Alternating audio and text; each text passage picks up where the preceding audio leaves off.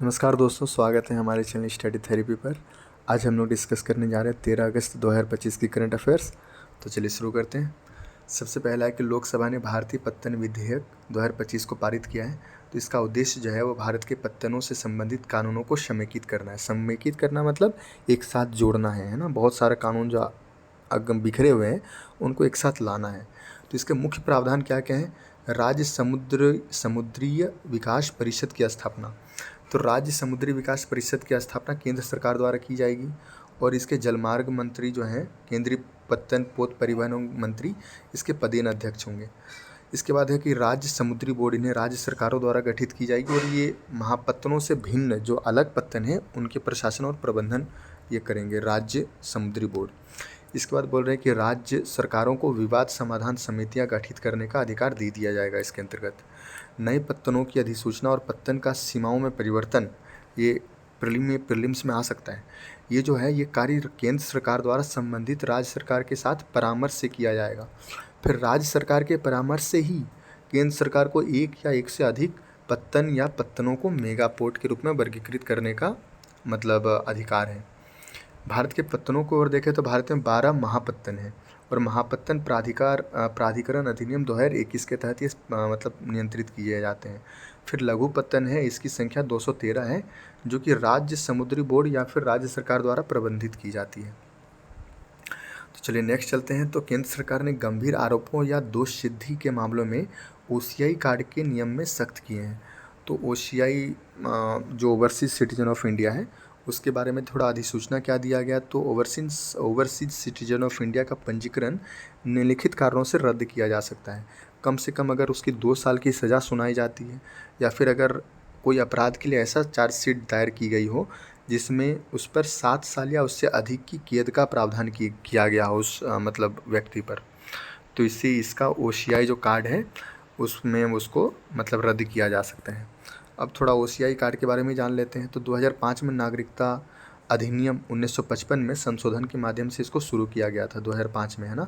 फिर 2015 में जो मोदी सरकार है उन्होंने क्या किया, नरेंद्र मोदी जी ने उन्होंने persons of Indian origin card और ओसीआई कार्ड इन दोनों को मिलाकर पीआईओ कार्ड धारकों को भी ओसीआई कार्ड धारक मान लिया गया। अब देखिए ओसीआई जो कार्ड धारक है कोई दोहरी नागरिकता नहीं है क्योंकि यह राजनीतिक अधिकार प्रदान नहीं करती है। फिर और भी मैं आपको बताऊंगा कि कुछ और भी चीज़ें उससे इन्हें रोक दिया जाता है। फिर इसे धोखाधड़ी से पंजीकरण किया हो तो इसको रद्द कर सकते हैं। फिर संविधान के प्रति अगर असंतोष प्रकट किया हो तो उससे रद्द कर सकते हैं। फिर भारत की संप्रभुता, अखंडता, सुरक्षा, विदेशों से मैत्रीपूर्ण संबंध हो या लोकहित के लिए आवश्यक हो तो भी इसे रद्द किया जा सकता है। अब देखिए ओसीआई जो कार्ड धारकों को है उनको लाभ क्या क्या दिया जाता है और यही मैं आपको बताया था। इनको आजीवन वीज़ा की सुविधा दी जाती है, मतलब कभी भी आए जा सकते हैं। फिर किसी भी अवधि के लिए ठहर सकते हैं। आर्थिक, वित्तीय और शिक्षा से जुड़े क्षेत्रों में उन्हें अनिवासी भारतीय जो नॉन रेसिडेंस इंडियन है, एनआरआई है, उनके समान सुविधाएं दी जाती है। लेकिन इन्हें कृषि भूमि या बागान जैसी परिसंपत्तियों की खरीद की अनुमति नहीं है। इसके बाद देखिए यहाँ पर मैंने हाईलाइट भी करके रखी है कि ओसीआई के रूप में पंजीकरण के लिए पात्रता क्या होगी।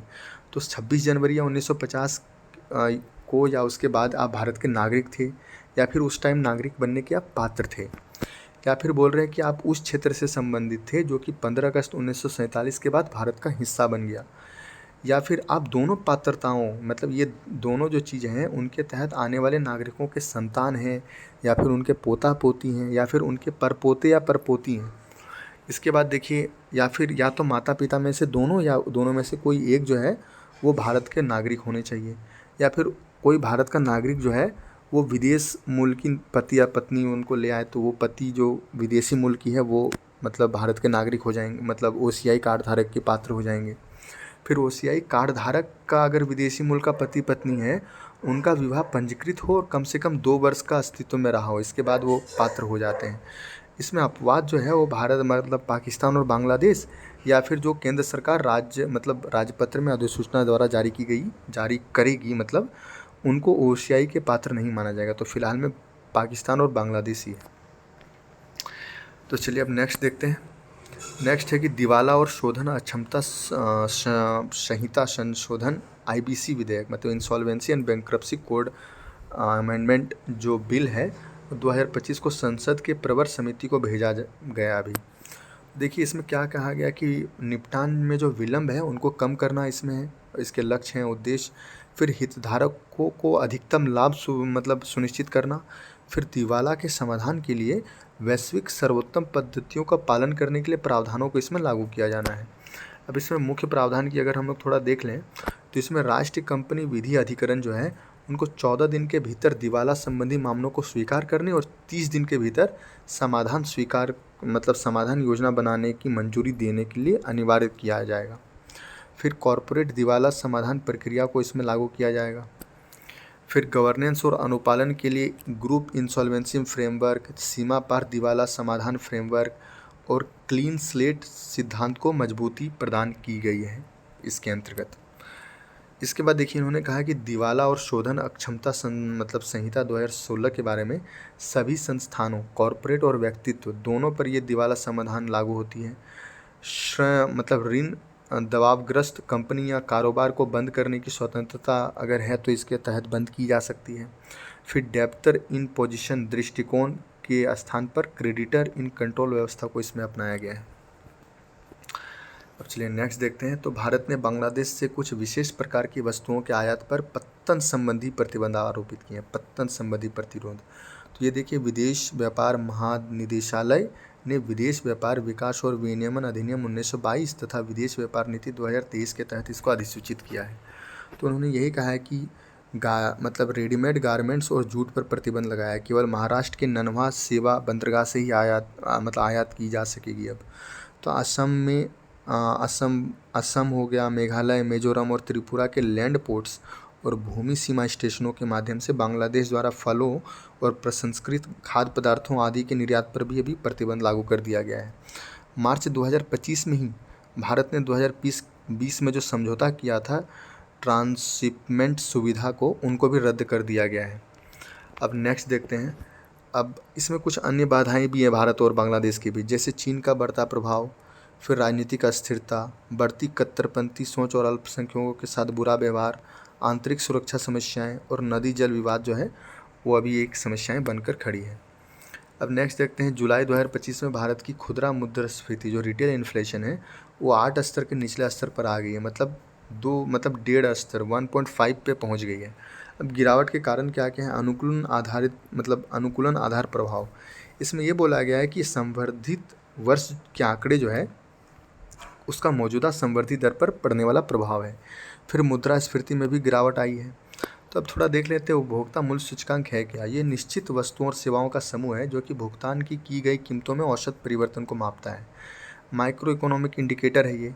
मुद्रास्फीति को नियंत्रित करने, राष्ट्रीय खातों में अवस्फीतकों के रूप में और कर्मचारियों के महंगाई भत्ते तय करने में इसकी कार्य ली जाती है। इसके बाद देखिए महीने की प्रत्येक 12 तारीख को केंद्र सांख्यिकी कार्यालय CSO सेंट्रल स्टैटिस्टिकल ऑफिस उसके द्वारा ये प्रकाशित की जाती है। अब 4 तरीके के CPI हैं। एक है औद्योगिक श्रमिक के लिए, कृषि मजदूर के लिए, ग्रामीण मजदूर के लिए, शहरी गैर मैनुअल कर्मचारियों के लिए, और इन सभी का आधार वर्ष अलग है। CPI का आधार वर्ष 2012 है, तो ये जो खुदरा मुद्रास्फीति है उसके लिए है, और इन सभी के लिए आधार वर्ष अलग अलग है, ध्यान रखिएगा, है ना। अब देखिए थोक विक्रेता सूचकांक जो है वो थोक विक्रेता पर मुद्रास्फीति को मापता है, नाम से ही पता चल रहा है। तो CPI में खाद्य पदार्थों का भारांश अधिक है, जबकि WPI में ईंधन समूहों का भारांश अधिक है। नेक्स्ट जो है वह भारत मंत्रिमंडल ने केंद्रीय मंत्रिमंडल ने इंडिया सेमीकंडक्टर मिशन के तहत 4 सेमीकंडक्टर परियोजनाओं को मंजूरी दे दी है। तो इसके तहत जो ओडिशा, पंजाब और आंध्र प्रदेश में नए सेमीकंडक्टर पार्क खुलेंगे। अब इसमें बोल रहे हैं कि स्वीकृत कुल परियोजना की संख्या अब 6 राज्यों में 10 हो गई है। तो 6 राज्यों में अब 10 जो है वो सेमीकंडक्टर परियोजना खुलेंगे। अब देखते हैं इंडिया सेमीकंडक्टर मिशन है क्या। तो 2021 में इसको बजट में लाया गया था 76,000 करोड़ के स्वीकृति के साथ। तो इसमें सेमीकंडक्टर फैब्रिकेशन, डिस्प्ले निर्माण और चिप डिज़ाइन निवेश में वित्तीय सहायता प्रदान करना इसका लक्ष्य था। और एक तरीके से देखा जाए तो वैश्विक इलेक्ट्रॉनिक मूल्य श्रृंखला में बेहतर तरीके से समेकित इसको किया जा सके भारत को, ये भी इसका लक्ष्य रहा है। इसका मंत्रालय है इलेक्ट्रॉनिक्स और सूचना प्रौद्योगिकी मंत्रालय, अश्विनी वैष्णव जो कि उसके मंत्रालय के मंत्री हैं। अब देखिए ISM का मुख्य फोकस क्या है, चिप विनिर्माण संयंत्र स्थापित करना, फिर पैकेजिंग और टेस्टिंग यूनिट, स्टार्टअप को प्रोत्साहन प्रशिक्षण देना, मतलब निवेश को आकर्षित करना। और इसमें कुछ कुछ योजनाएं भी चलाई जा रही है, जैसे सेमीकंडक्टर फैब्स योजना, डिस्प्ले फैब्स योजना, डिजाइन से संबंधित प्रोत्साहन योजना, और फिर सेमिकॉन इंडिया कार्यक्रम। इसके बाद इसके महत्व पर अगर थोड़ा हम लोग देखें तो भारत के बढ़ते सेमीकंडक्टर बाजार की क्षमताओं का दोहन करना इसका एक महत्व है। जैसे 2030 तक 100 से 110 बिलियन डॉलर होने का इसका अनुमान है। वैश्विक आपूर्ति श्रृंखला के जोखिमों को कम करना, जैसे ताइवान जो है वो विश्व में विनिर्मित सेमीकंडक्टरों में 60% से अधिक उनका योगदान है, ताइवान का सोचिए। अब नेक्स्ट जो है वो भारतीय न्याय संहिता की धारा 152। तो इसमें सुप्रीम कोर्ट ने ये कहा है कि क्या भारतीय न्याय संहिता की धारा 152 के दुरुपयोग की संभावना को किसी कानून की संवैधानिक घोषणा करने के आधार पर इस्तेमाल किया जा सकता है। तो देखिए BNS की धारा 152 कहती क्या है, तो इनमें भारत की संप्रभुता, एकता और अखंडता के खतरे में डाल देने वाली गतिविधियों को शामिल की गई है।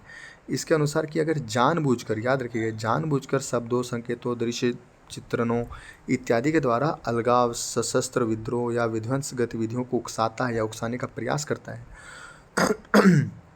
तो उसको आजीवन कारावास या फिर 7 वर्ष की सजा के साथ जुर्माना भी देना होगा। नेक्स्ट चलते हैं शॉर्ट ट्रांसफ़र। तो शॉर्ट ट्रांसफ़र जो है इसका आशय एकत्रित उपकर की पूरी राशि जो है उसको निर्धारित रिजर्व में ट्रांसफ़र ना करना है।